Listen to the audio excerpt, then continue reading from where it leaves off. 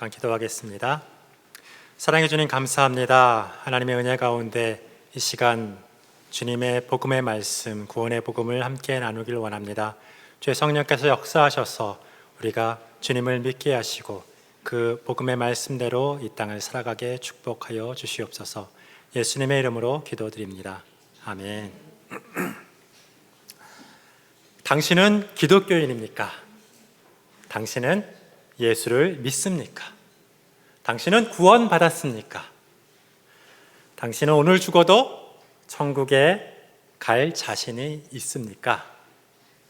이 네 개의 질문은 왠지 갈수록 좀 대답하기가 어려워지는 것 같습니다. 그러나 따지고 보면 모두 결국 같은 질문입니다.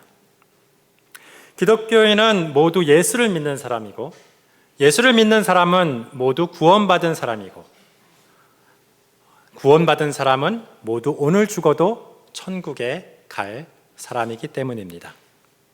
그러나 당신은 오늘 죽어도 천국에 갈 자신이 있습니까? 라는 질문에 자신 있게 예라고 진심으로 대답하지 못하는 사람은 교회 안에도 얼마든지 있을 수 있습니다. 이건 그 사람이 잘 사는지 못 사는지, 건강한지 병들었는지 보다도 훨씬 더 중요한 문제입니다. 따라서 우리는 이러한 근본적인 신앙의 문제를 때때로 점검하면서 동시에 구원의 복음을 때때로 우리가 사랑하는 사람들과 좀 나누었으면 합니다. 우리는 우리의 구원의 근거를 성경에서 찾습니다. 내가 구원받았다는 증거와 죽어서 천국에 갈 수 있는 근거는 오직 하나님의 계시인 성경에 있습니다. 이 성경의 첫 번째 책인 창세기는 태초에 하나님이 천지를 창조하시니라로 시작합니다. 여호와 하나님이 우리가 사는 이 세상을 지으셨다는 것입니다. 구체적으로 이 우주와 우리가 사는 지구와 그 안에 모든 것을 창조하시고 이를 다스리는 존재로서 인간을 창조하셨다 합니다.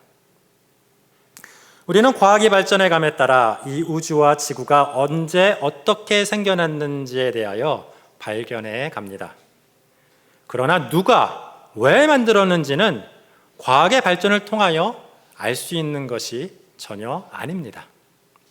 창세기는 수천 년 전에 쓰여졌으며 그보다 더 수천 년 전부터 구전되던 하나님의 창조 기사는 선사시대 유대인들도 이해할 수 있도록 주어진 말씀이기 때문에 언제 어떻게 창조되었는지에 대해서는 자세할 수 없지만 누가 왜 창조하였는지는 우리에게 정확하게 가르쳐 줍니다. 하나님은 당신의 위대한 모든 것을 표현하기 위하여 이 세상을 지으셨습니다. 우리는 미켈란젤로를 본 적이 없지만 그가 만든 다비드상을 보면 그가 얼마나 위대한 사람이었는지를 알 수 있습니다. 또한 모나리자는 어쩌면 다빈치의 천재성을 가장 잘 표현하는 작품이라고 볼 수 있겠습니다. 이처럼 하나님은 이 우주와 그 안에 있는 모든 것들이라는 작품을 통하여 하나님의 사랑과 공의와 위대하심과 아름다우심을 나타냅니다. 골로새서 1장 16절에는 만물이 다 그로 말미암고 그를 위하여 창조되었다 말씀합니다. 시편 19편 1절에는 하늘이 하나님의 영광을 선포하고 궁창이 그의 손으로 하신 일을 나타내는도다고 말씀합니다. 또한 이사야서 43장 21절에는 이 백성은 내가 나를 위하여 지었나니 하나님의 찬송을 부르게 하려 함이니라 라고 말씀합니다. 모든 피조물은 하나님을 위하여 존재하며 그 영광을 나타내고 그 위대하심을 찬송하기 위하여 창조된 것입니다. 그리고 하나님은 인간을 지으시고 창세기 1장 28절에 생육하고 번성하여 땅에 충만하라, 땅을 정복하라, 바다의 물고기와 하늘의 새와 땅에 움직이는 모든 생물을 다스리라 말씀하십니다. 이는 하나님이 인간에게 준 2대 명령 중에 첫 번째인 Dominion Mandate, 즉 지배 명령입니다. 이는 세상을 가꾸어 나가라는 뜻으로 이해해 Cultural Mandate, 즉 문화 명령이라고 부르기도 합니다. 하나님은 인간을 모든 피조 세계를 맡아 다스리는 청지기로 창조하셨던 것입니다. 창조주 하나님을 대리하여 이 세상을 다스리는 바이스로이, 즉 부왕으로 창조하신 것입니다. 하나님을 대리하는 존재이기에 피조물 중에 유일하게 하나님의 형상을 따라 하나님의 모양대로 창조하셨습니다. 피조물들이 우리를 통하여 창조주 하나님의 형상을 볼 수 있도록 하신 것입니다. 모든 피조물들에게 우리는 하나님의 모습을 드러내야 하는 존재인 것입니다. 또한 하나님은 인간에게 지배 명령과 함께 세상을 다스릴 모든 권세를 주셨습니다. 창세기 2장 19절에 아담이 각 생물을 부르는 것이 곧 그 이름이 되었다라는 말씀은 아담이 모든 생물의 이름을 지어주는 주인이라는 말씀입니다. 그러나 그렇게 되니 이 세상에서 하나님과 인간의 구분이 좀 모호해졌습니다. 이 세상의 모든 권세를 가지고 마음대로 할 수 있는 인간을 통제할 무언가가 필요했습니다. 그래서 인간들 스스로가 피조물임을 깨닫고 하나님의 자리를 넘보는 교만을 방지하기 위하여 선악과를 만드셨습니다. 창세기 3장 5절에 사탄을 상징하는 뱀은 너희가 그것을 먹는 날에는 너희 눈이 밝아져 하나님과 같이 되어 선악을 알 줄을 하나님이 아심이니라고 하면서 선악과를 먹으라고 유혹을 합니다. 사탄의 유혹은 너희가 하나님이 되라는 것입니다. 선악을 판단하는 것은 하나님만 하는 일이니 선악과를 먹어 하나님이 되라는 것입니다. 여호와 하나님을 하나님으로 인정하지 말고 내가 너의 하나님이 되라는 유혹이었습니다. 아담과 하와는 이 유혹에 넘어가 선악과를 먹고 맙니다. 원죄를 지은 것입니다. 원래 죄라는 것은 하나님의 뜻에 어긋나는 것을 말합니다. 먹지 말라는 말씀을 어겼으니 죄를 지은 것입니다. 오늘날에도 하나님의 뜻에 조금이라도 어긋나는 우리 모두는 이러한 원죄를 가지고 있는 죄인입니다. 선악과를 먹은 인간은 창세기 3장 7절에 그들의 눈이 밝아져 자기들이 벗은 줄 알았다고 합니다. 자신이 스스로 자신의 하나님이 되어 마음대로 선악을 판단하기 시작했습니다. 자신이 벗은 것을 악하다고 판단하고 무화과 잎을 엮어 치마로 삼았다고 합니다. 이후로 인간들은 스스로 선악을 판단하고 다른 이들을 정죄하기 시작합니다. 회개하고 하나님께 돌아와 하나님께 선악간의 판단을 맡길 때까지 이 죄는 계속됩니다.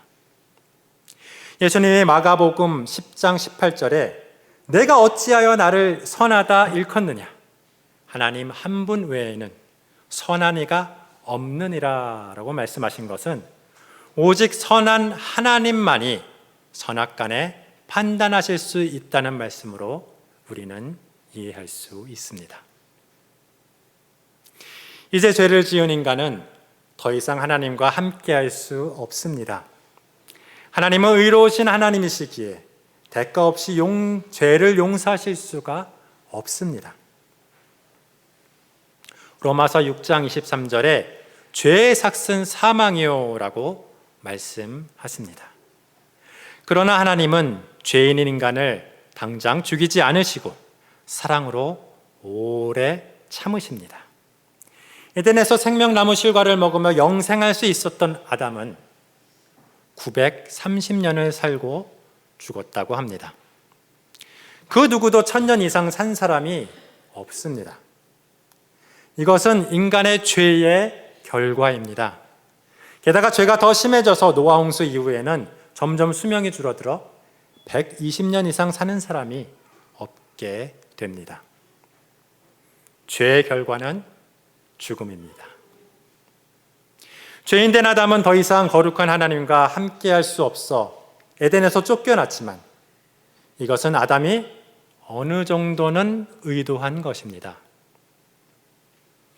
아담도 온 세상을 지배하던 왕이었는데 하나님을 거역한 선악과의 결과 에덴을 떠나야 한다는 것을 전혀 모를 리는 없었을 것입니다. 자신이 하나님이 되어 더 영광스러운 왕으로 마음대로 살 수 있을 것이라고 생각했을 것입니다. 그래서 아담은 어떤 의미에서 하나님을 버린 것입니다. 하나님을 떠나 독립을 한 것입니다. 탕자처럼 내 마음대로 살려고 아버지의 집을 나가버린 것입니다. 실제로 에덴을 떠난 아담은 하나님께 받은 세상을 다스릴 모든 권세를 여전히 가지고 있었습니다. 거기에 더해 하나님의 대표적인 독점권이었던 이 선악을 판단할 권세도 선악과를 먹고 취득했습니다. 그러나 의기양양한 아담이 간구한 것이 세 가지 있었는데요. 첫째는 자신이 가진 모든 것의 근원이 하나님이라는 것이었습니다. 하나님을 떠난 인간은 하나님의 무한한 자원 공급이 끊겨 스스로 땀 흘려 일해야 먹고 살게 되었습니다.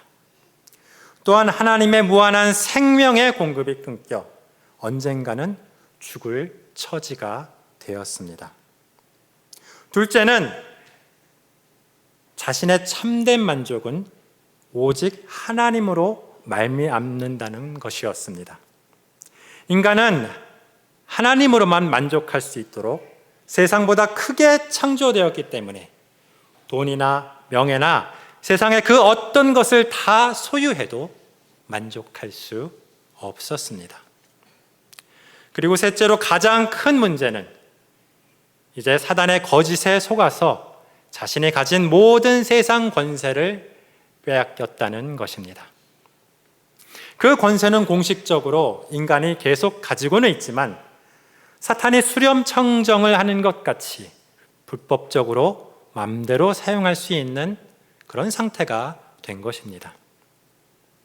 그래서 에베소서 2장 2절에는 사탄을 공중 권세 잡은 자라고 표현하는데 이는 하나님이 인간에게 부여한 세상 권세를 죽음의 빌미로 빼앗아 자기가 마음대로 휘두르고 있기 때문입니다. 인간은 죽음이 무서워 세상에 이 사탄에 복종하는 것입니다.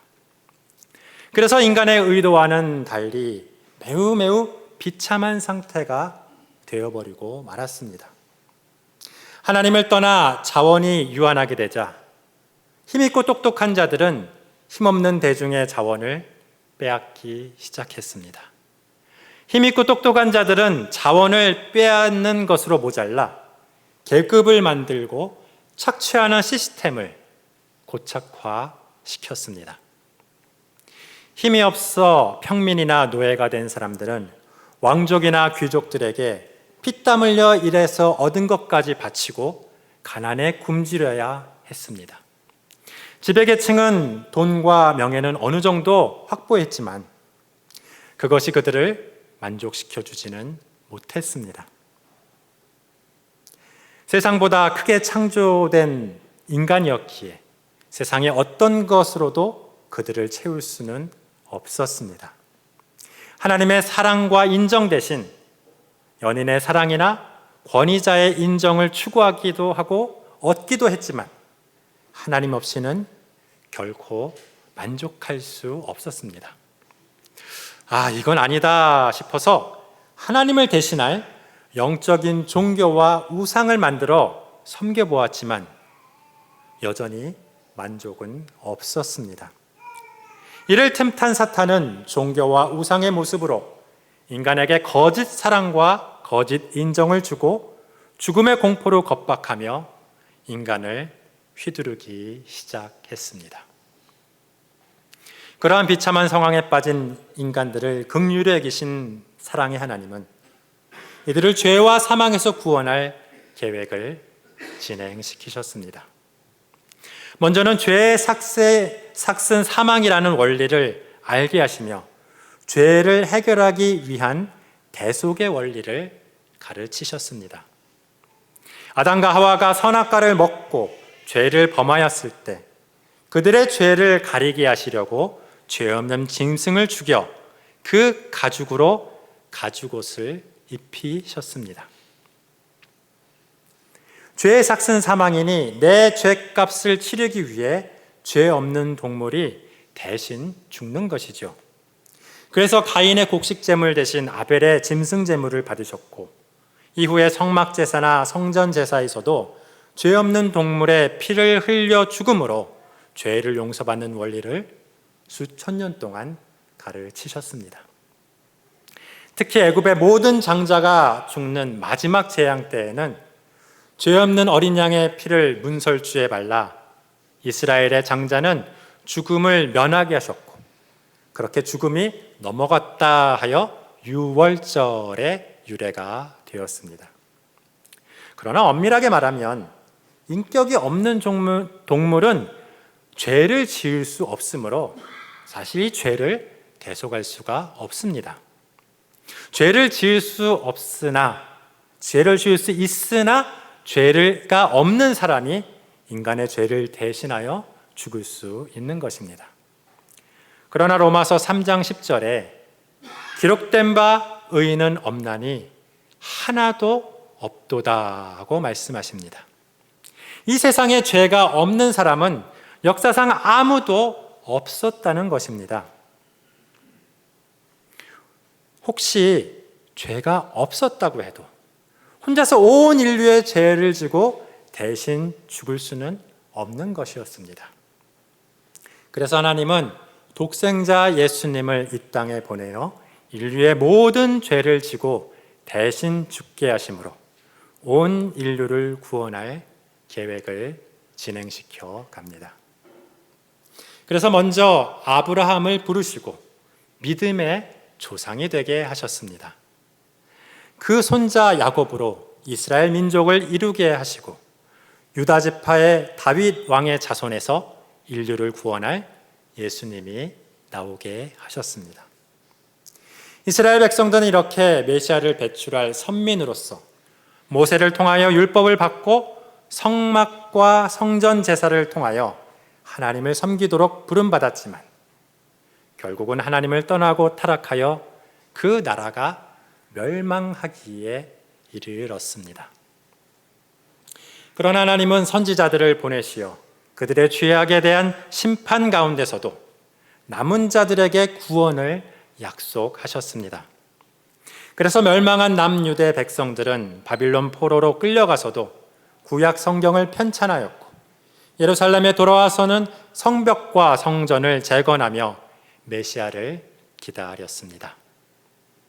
그리고 수백 년이 지나서 2000년 전 유대 땅 베들레헴에 한 아기가 태어났는데 바로 하나님의 아들 예수 그리스도이십니다.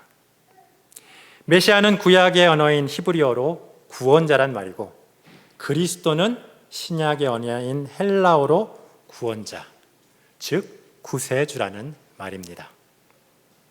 예수님은 우리의 죄를 해결하고 용서하시기 위하여 십자가에 죽으시려고 이 땅에 오셨습니다. 그러나 예수님이 오신 것은 희생양으로 십자가에 죽으시기 위해서만은 아니었습니다. 예수님은 만왕의 왕으로 오셨습니다. 사탄에게 불법적으로 빼앗긴 모든 세상 권세를 되찾기 위하여 오셨습니다.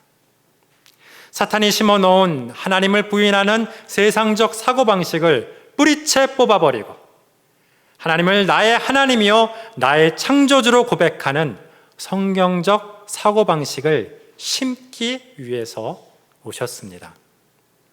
그래서 예수님은 성경적 세계관으로 세워진 하나님의 나라를 선포하셨던 것입니다.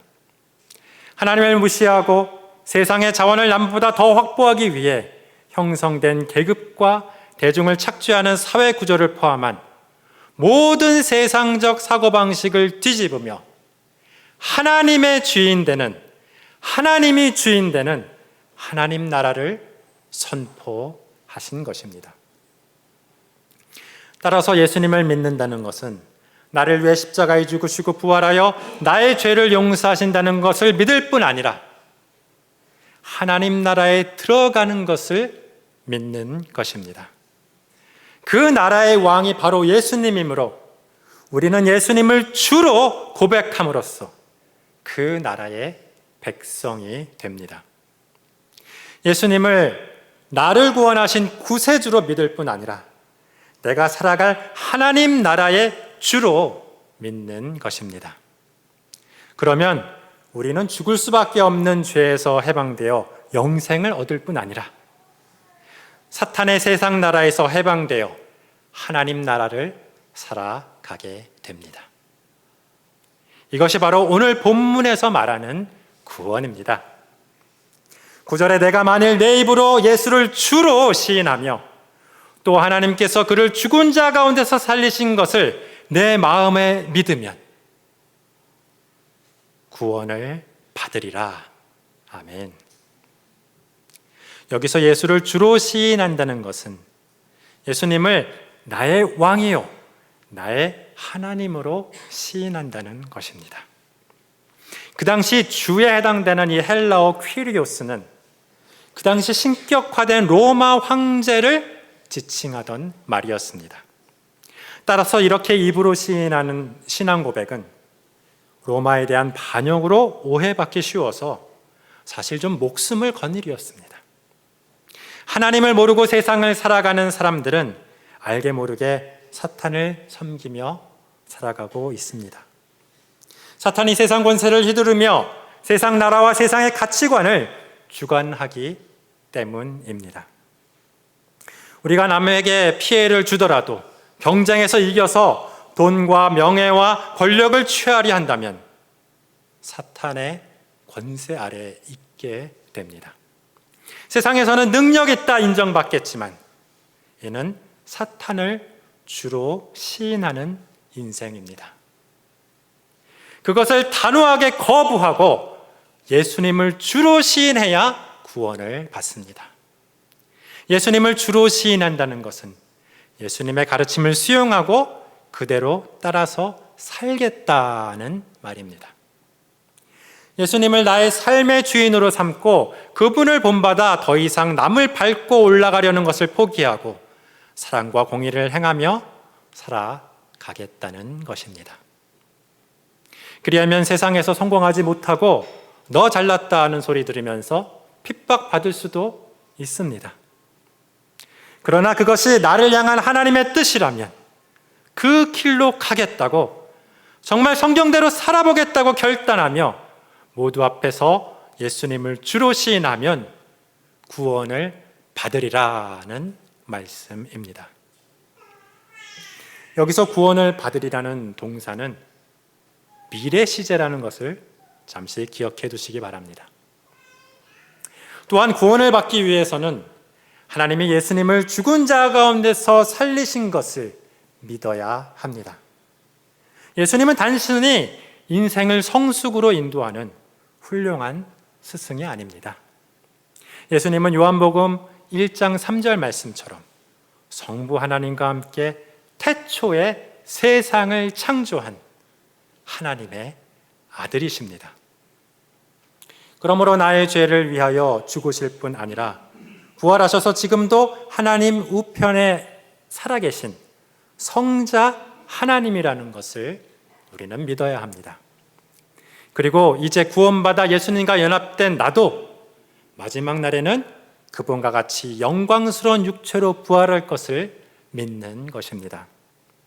세상 사람은 그걸 어떻게 믿느냐 하고 할지 모르겠지만 하나님께서 우리에게 믿음을 주시면 우리는 성경에 게시된 모든 하나님의 말씀을 다 믿을 수 있게 됩니다. 그리고 10절에는 사람이 마음으로 믿어 의에 이르고 입으로 시인하여 구원에 이르느니라 하고 말씀하십니다. 물론 논리적으로 먼저 마음으로 믿어야 입으로 시인할 수 있겠습니다. 그러나 이 말씀은 마음으로 믿고 입으로 시인하는 순서를 구분하거나 의에 이르고 구원에 이르는 순서를 구분하기보다는 같은 의미를 반복하여 강조하는 말씀입니다. 구원의 과정을 보통은 중생과 믿음과 칭의와 성화와 영화라고 설명합니다. 중생과 믿음과 칭의, 즉 justification은 우리가 믿음을 처음 고백할 때를 전후해서 일어나는 구원이므로 과거적 구원입니다. 그러나 구원은 그것이 끝이 아니고 빌립보서 2장 12절 말씀처럼 날마다 두렵고 떨림으로 이루어가는 현재적 구원인 성화, 즉 sanctification이 이어집니다. 어쩌면 지금 우리에게는 고난을 통하여 예수님의 장성한 분량에까지 자라가는 성화가 가장 현실적이고 중요한 구원이라고 볼 수 있겠습니다. 그러나 우리의 성화의 구원은 이 땅에서 다 완성되지 못하고 마지막 날에 예수님과 같아지는 구원이 완성됩니다. 이 구원의 완성이 영화, 즉 glorification입니다. 따라서 우리의 구원은 세 가지 시제를 갖습니다.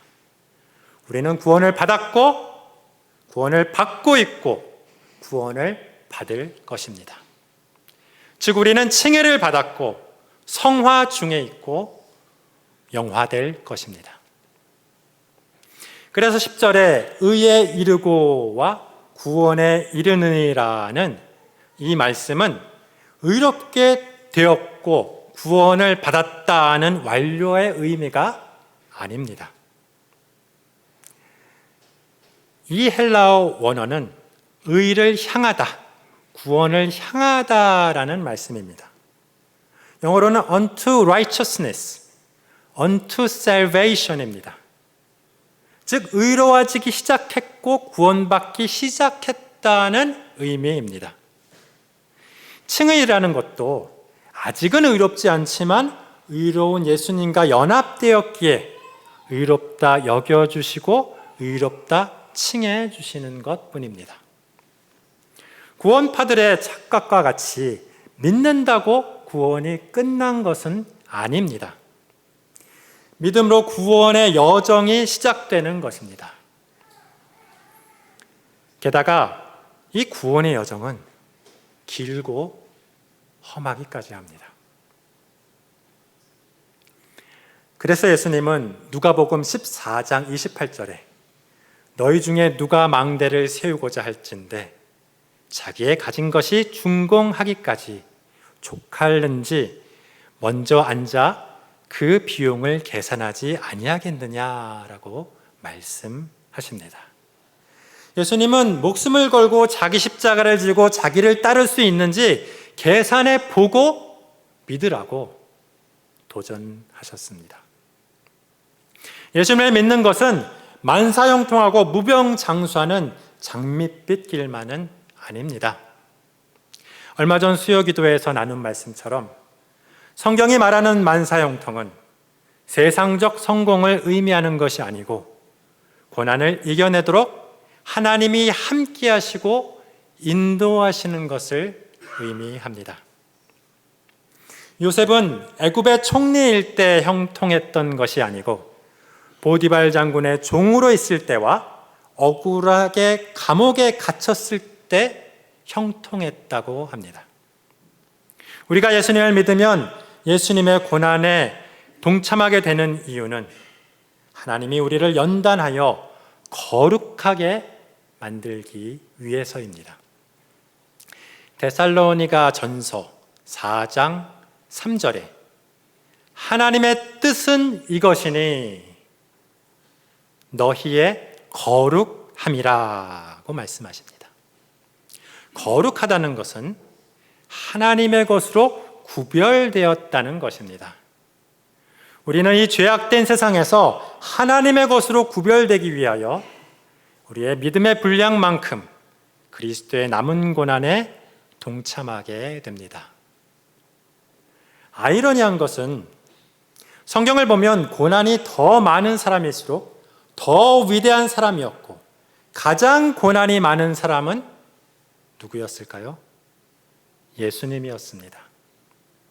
그렇게 해서라도 하나님께서 우리를 성화시키고 거룩하게 하시는 이유는 우리로 하나님의 상속자가 되게 하시기 위해서입니다. 하나님의 유업을 이어받아 아담이 실패한 이 세상의 경영을 맡을 수 있는 큰 사람으로 키워가기 위해서입니다.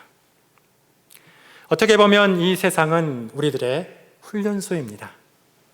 아담이나 세상의 다른 사람들과 달리 자유의지를 가지고 예수님을 믿고 구원받은 하나님의 백성들이 하나님의 유업을 상속받아 예수님처럼 하나님의 피조 세계를 사랑하고 축복하고 다스릴 수 있도록 훈련하는 곳입니다.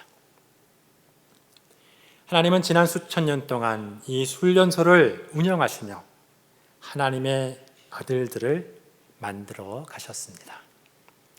예수님과 연합된 하나님의 아들로서 새 하늘과 새 땅을 영원히 다스리며 사랑으로 가꾸어갈 하나님의 영광된 자녀들을 오늘도 부르십니다. 지금 이 부름에 응답하지 않으시겠습니까? 이 부름에 응답하기 원하시는 분은 모두 저를 따라서 기도해 주시기 바랍니다. 이 부름에 이미 응답하셨던 분들은 저를 따라서 한 구절 한 구절씩 우리 소리내어서 함께 기도해 주시기 바랍니다. 기도하시겠습니다. 하나님, 저는 하나님을 떠났던 죄인입니다. 저를 용서하시고 구원에 이르게 하여 주시옵소서. 저를 위해 죽으시고 부활하신 예수님을 저의 구세주와 주님으로 영접합니다. 영원토록 저와 함께 하시고 인도하여 주시옵소서. 예수님의 이름으로 기도드리옵나이다. 아멘.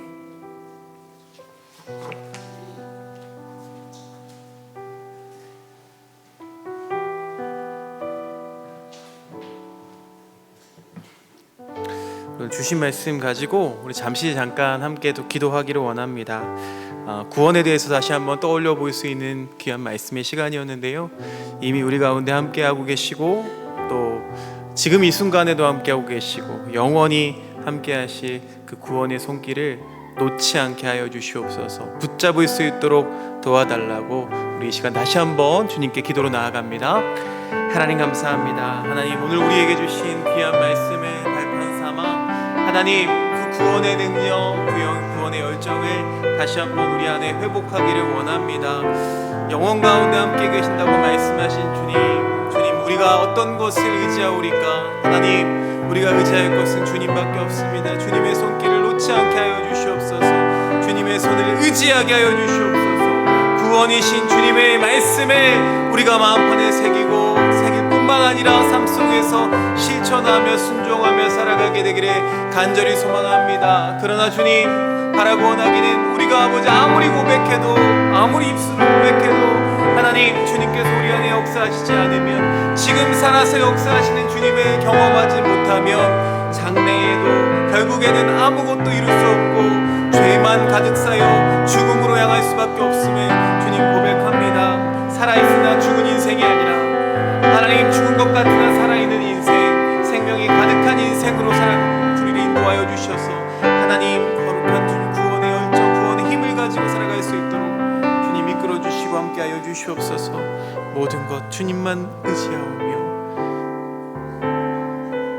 우리를 사랑하신 예수 그리스도 이름으로 기도드립니다. 이름으로 드리옵나이다. 아멘. 시간 주신 말씀 기억하면서 함께 찬양합니다.